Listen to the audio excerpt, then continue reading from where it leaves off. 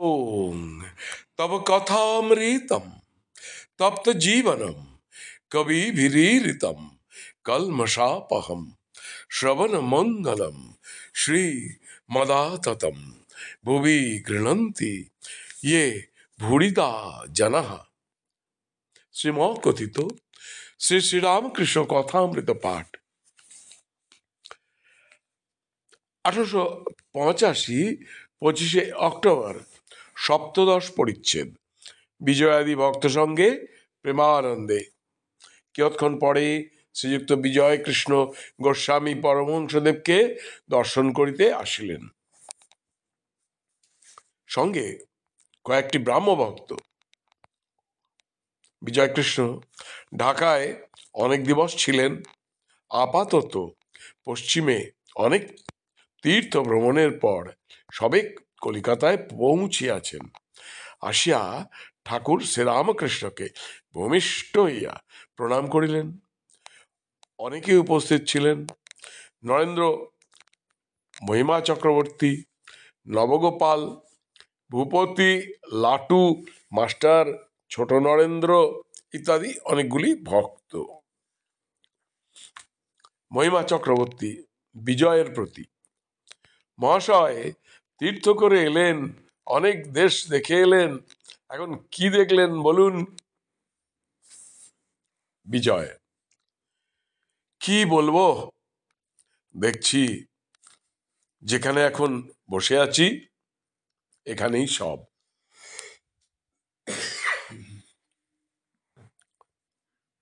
কেবল মিছে ঘোড়া। কোন কোন জায়গায় এরই 1 আনা কি 2 আনা, কোথাও 4 আনা, এই পর্যন্ত।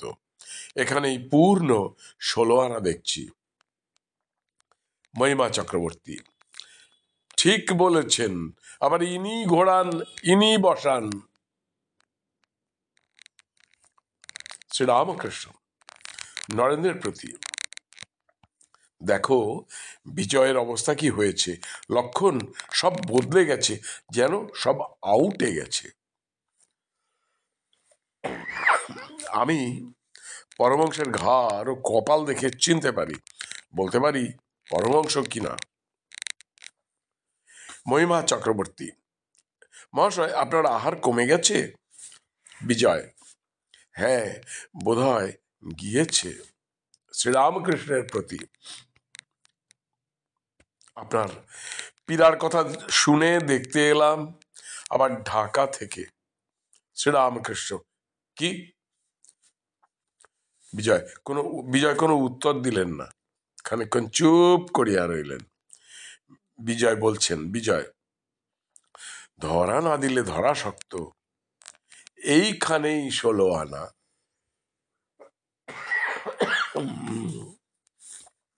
শ্রীরামকৃষ্ণ: কেদার বললে অন্য জায়গায় খেতে পাই না, এখানে এসে পেট ভরা পেলুম। শ্রীযুক্ত কেদারনাথ চাটুর্যে অনেকদিন ঢাকায় ছিলেন। ঈশ্বরের কথা পড়লেই তাঁর চক্ষু আর্দ্র হইত। একজন পরম ভক্ত, বাটি হালি শহর। কেদার বললে অন্য জায়গায় খেতে পাই না, এখানে এসে পেট ভরা পেলুম। মহিমা চক্রবর্তী: পেট ভরা কি, উপচে পড়ছে। বিজয় হাত জোর করিয়া শ্রীরামকৃষ্ণের প্রতি: বুঝেছি আপনি কে, আর বলতে হবে না। শ্রীরামকৃষ্ণ ভাবস্থ: যদি তা হয়ে থাকে তো তাই। বিজয়: বুঝেছি। এই বলিয়া শ্রীরামকৃষ্ণের পাদমূলে পতিত হইলেন ও নিজের বক্ষে তাঁর চরণ ধারণ করিলেন। শ্রীরামকৃষ্ণ তখন ঈশ্বরাবেশে বাহ্যশূন্য চিত্রার্পিতের ন্যায় বসিয়া আছেন।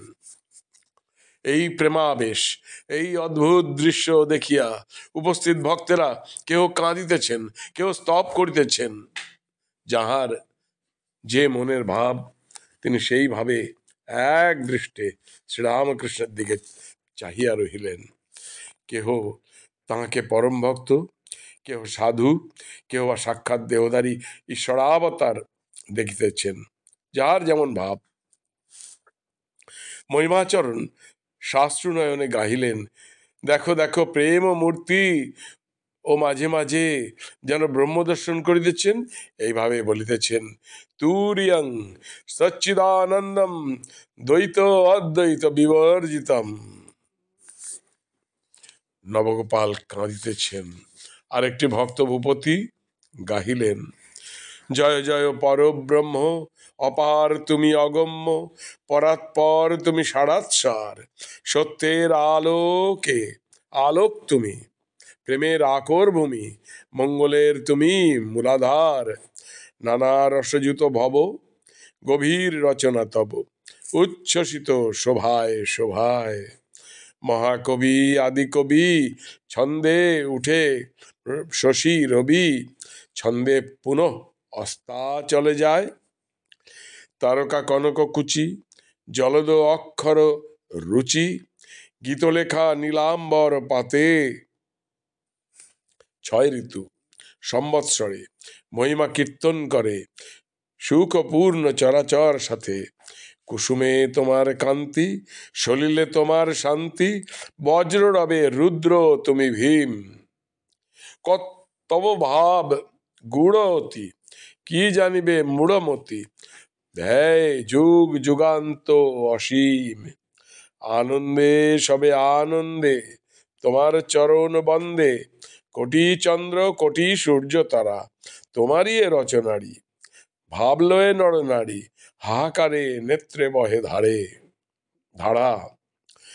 মিলিসুর নর রিভু, প্রণমে তোমায় বিভু, তুমি সর্বমঙ্গল আলয়। দাও জ্ঞান, দাও প্রেম, দাও ভক্তি, দাও ক্ষেম, দাও দাও পদে আশ্রয়। এই সপ্তদশ পরিচ্ছেদের আজ এই পর্যন্ত পাঠ করলাম। বাকি অংশ পরে পাঠ করব কালকে, আগামীকাল।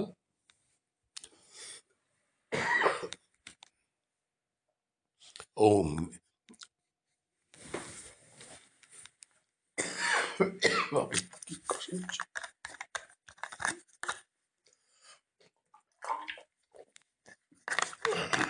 ওম নিরঞ্জনং নিত্যম অনন্ত রূপম ভক্তানুকম্পা ধৃত বিগ্রহং বৈ ঈশাবতারং পরমেশমিঢ্ঢম তং রামকৃষ্ণং শিরসা নমামহ। নমস্কার।